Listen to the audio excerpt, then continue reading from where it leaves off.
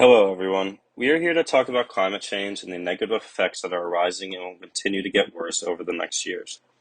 Throughout this presentation, we will be talking about some of the biggest effects and the economic costs of this phenomenon, as well as potential solutions. So let's jump into it. First, climate is the usual weather of a place. On a large scale, Earth's climate is combining all the climates across the globe. Therefore, climate change is the change of the usual weather found in a place, or in our case, Earth. For example, some factors that indicate change are how much rain a place gets in a year or a change in the usual temperature of a place. The rising temperature is typically focused on when discussing the issue of climate change. Unlike the weather, which can change in a matter of minutes, climate has historically taken hundreds to millions of years to change. Now, let's talk about some of the causes of climate change. First off, the change of distance between us and the sun, which would cause an increase in temperature. Next are some natural changes, such as the oceans changing over time or if a volcano erupts. The major cause, though, is us, humans. With the energy we use and our daily activities, we have attributed the most to the problem of greenhouse gases accumulating in our atmosphere. Some activities that cause the most damage are factory pollution, transportation, agriculture, and energy production. The major factor causing the most harm is burning of fuels such as coal, gas, and oil. These gases travel up into the air and heat up the atmosphere. So what kind of damages are our actions causing? One of the major negative effects is the rising of sea levels and temperature change.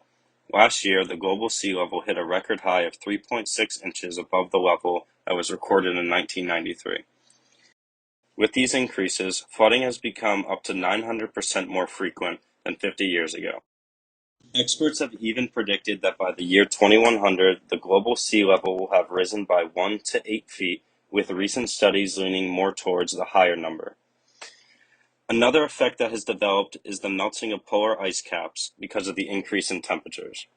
This leads to the displacement of Arctic life, causing the sea level to rise, as well as an increase in coastal erosion. Another consequence is the increase in the number of storms, such as hurricanes and typhoons, because of the rising temperature.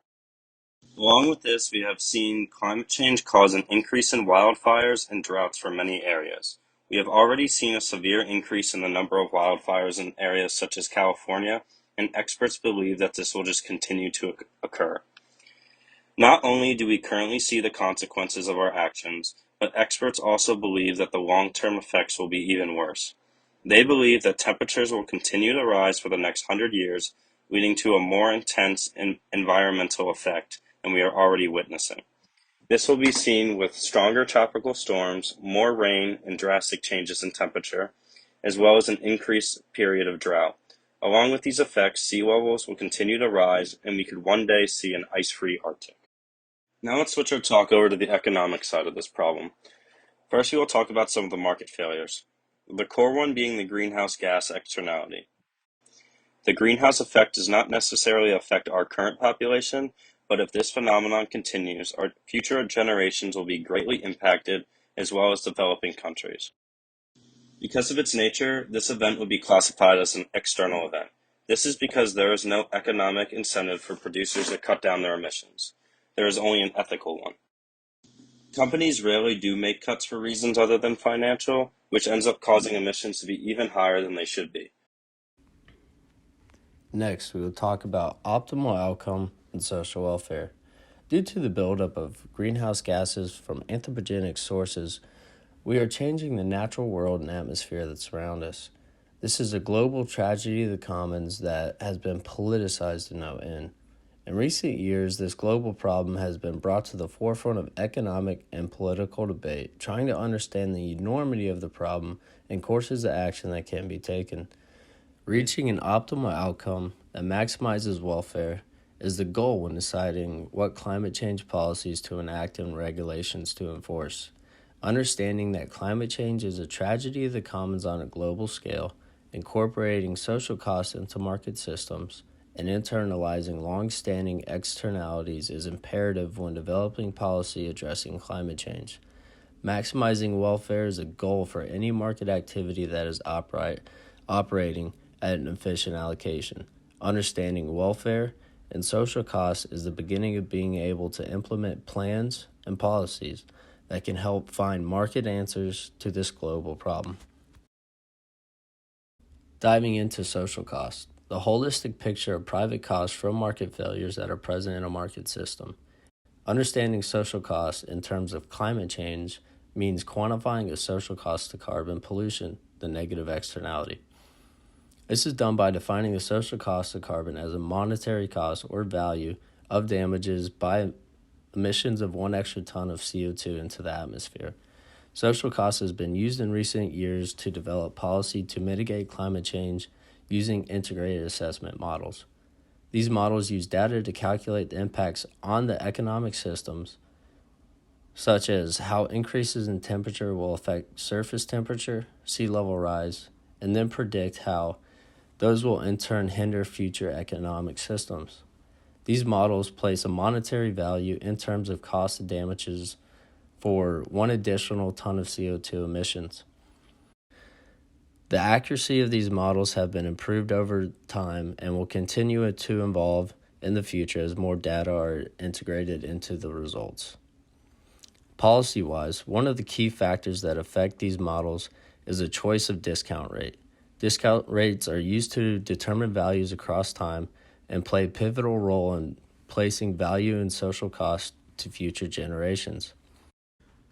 Economists often use this rate for addressing value across a temporal scale. In relation to climate change, much of the benefit will be in the future as avoided damages for reduction in carbon emissions in the present. Discount rate is essentially the rate at which society will trade present benefit for future benefit. A high discount rate values current benefit, placing a higher cost on future generations. A low discount rate represents a more willingness to pay now to reduce payments of damages in future generations. Improving models and incorporating more accurate social cost of carbon and determining accurate discount rates will be imperative in the near future for policies addressing climate change. Climate change, if left unchecked, presents many ecological, economic, and social problems. This will be an overview of just a few of the major problems that will plague daily life if no action is taken. If climate change goes unchecked, in the near future we are at risk of losing substantial amounts of biodiversity. Due to the intricate ranges our current ecosystems have become accustomed to over the period of the Holocene, rapid changes in the environment will leave many ecosystems susceptible to destruction. Examples of this can already be seen in parts of the world. Bleaching and death of the Great Barrier Reef, mass reductions of population of many marine seabirds, mammals, and populations in the northeastern Pacific. With many studies showing that species in many parts of the world are already living close to their heat threshold, action should be taken soon to prevent massive losses of biodiversity. In no way is our economy climate change proof.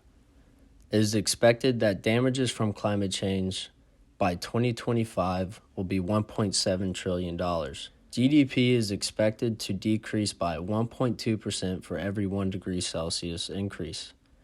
Many social dynamics will change as the climate changes. The majority of these problems will be due to increased number of refugees. Projections by 2050 are expected to be anywhere from 25 million to 1 billion individuals that are displaced from climate-related events. Lastly, we'll outline 2 possible economic solutions that would be a huge help to solve our problem. The first one being a cap and trade system. So how does this work? The cap is the firm limit on emissions for a company. For example, companies typically have a cap on carbon dioxide emissions. This cap can be split up into allowances or permits, with each one allowing 1 ton of emissions. As the years go on, the cap decreases to help force companies to find new cost-effective ways to meet the cap, which leads to a reduction in emissions. This system also allows companies to trade their permits amongst themselves, allowing different companies to have a higher emissions cap, while the other ones trading away their permits are usually compensated financially. This leads to varying prices for companies and markets, while the emissions amount stays constant. This in turn also incentivizes companies to quickly find new ways to cut emissions so they can make money off of unused permits, which is rewarding them for being able to cut down on their pollution. The next system we are going to talk about is the use of a carbon tax to cut pollution. This tax would be on every ton of carbon emitted. This is different from the cap and trade system because here the price of the tax will be a constant across the market, but would lead to varying levels of emissions, since there is no max cap that is set in the system. Although these levels would vary, experts believe a price of just $25 a ton would be enough to reduce emissions by 11% by 2028. Not only would this reduce emissions, but the taxes would also generate an estimated $1 trillion of revenue that could be used in many ways. So, let us recap for the people who are still not convinced that climate change is real and that action needs to be taken. As our temperature continues to rise at our current rate, the next 100 years will be unrecognizable from the Earth we know today. Sea level will rise at least a foot, maybe even 8 feet. The Arctic will continue to melt, displacing wildlife and contributing to rising sea levels and coastal erosion. Heat waves will become more common and last longer, which will cause more droughts and wildfires in susceptible areas. If present trends continue, the cost will be as high as 3.6% of our GDP by 2100. The only way to solve and get ahead of these inevitable problems is to implement proper policies to help limit future damage. It is up to the public at large to raise awareness to put people in power that share their concerns. This is a problem that, if dealt with sooner rather than later, will benefit current generations and many generations to come.